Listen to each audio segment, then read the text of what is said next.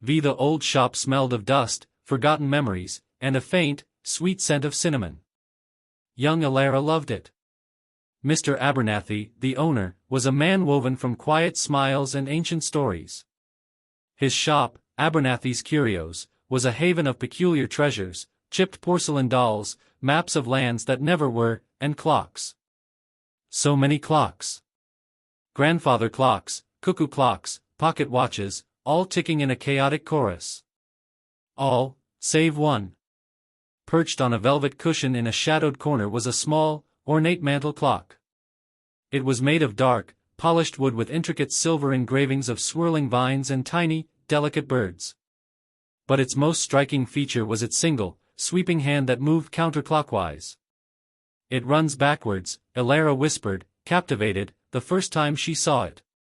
She was perhaps 8 then, her nose barely reaching the countertop. Mr. Abernathy chuckled, a sound like dry leaves rustling. "Indeed, it does, little one. A peculiar thing, isn't it?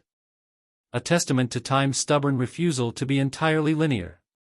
He never offered to sell it, and Elara never asked.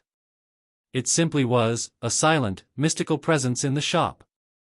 Years passed. Elara grew, her visits to Abernathy's Curios becoming less frequent as school, then work, consumed her days. The world outside the shop's dusty windows rushed forward, demanding constant progress, bigger ambitions, and faster paces. Elara, like many, felt the relentless pressure to keep up. She landed a demanding job in a fast-paced city, her days a blur of emails, meetings, and the ever-present hum of digital notifications. The quiet patience of Mr. Abernathy's shop felt like a distant dream.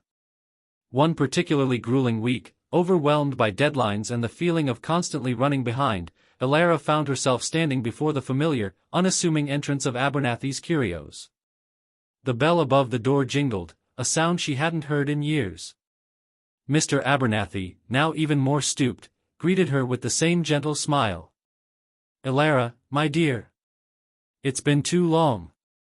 You look harried." Elara managed a weak smile. "Just a bit, Mr. Abernathy. The world seems to be spinning faster than ever." Her eyes, almost instinctively, found the shadowed corner.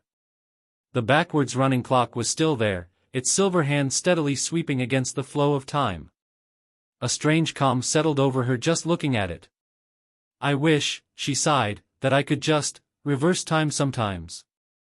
Or at least slow it down." Mr. Abernathy's eyes twinkled. "Perhaps you can, in a way. The clock, you see, does not truly reverse time. It merely reminds us that true progress isn't always about rushing forward. Sometimes, it's about looking back, reflecting, and perhaps, re-evaluating." He reached for the clock, carefully lifting it from its cushion. "This clock was given to me by my grandmother. She used to say it was a reminder to unlearn as much as to learn.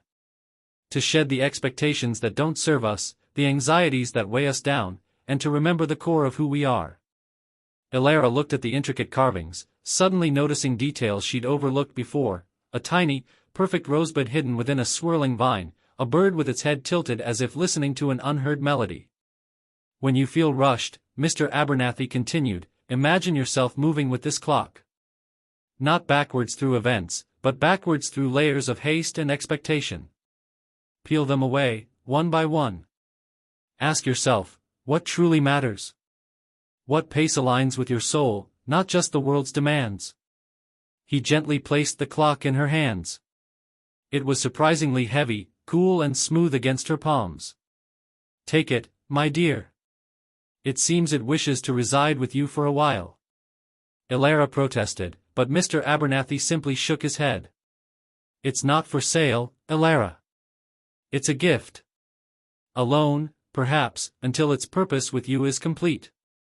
Elara took the clock home and placed it on her cluttered desk, right next to her constantly buzzing laptop. At first, it felt out of place, an ancient whisper in a digital scream. But slowly, subtly, its presence began to work its magic. Whenever she felt overwhelmed, she'd look at the sweeping silver hand. It reminded her to pause. Instead of frantically pushing forward, she started taking moments to look back at her day. Not to regret, but to reflect. Had she truly listened in that meeting, or just waited for her turn to speak? Was that urgent email truly urgent, or just another demand to react instantly?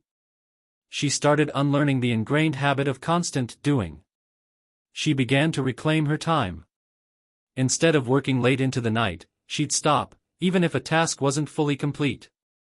She started spending her evenings reading, tending to her small balcony garden, or simply sitting in quiet contemplation.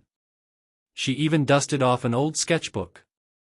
The backwards clock wasn't literally reversing time, of course. But it was reversing Alara's perception of it.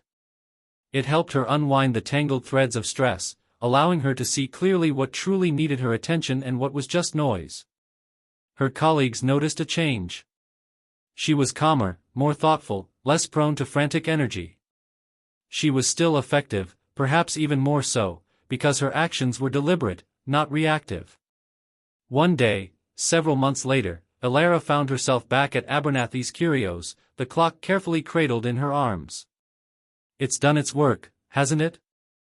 Mr. Abernathy said, his eyes crinkling at the corners. Alara smiled, a genuine, unharried smile. "It has. It taught me that sometimes, the most important step forward is to take a moment to step back.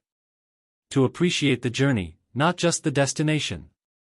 To remember that my worth isn't tied to how fast I can go." She placed the clock back on its velvet cushion in the shadowed corner. It resumed its quiet, counterclockwise sweep. "A valuable lesson, indeed," Mr. Abernathy murmured. "The world will always rush, Alara. But you don't have to rush with it. You can choose your own rhythm."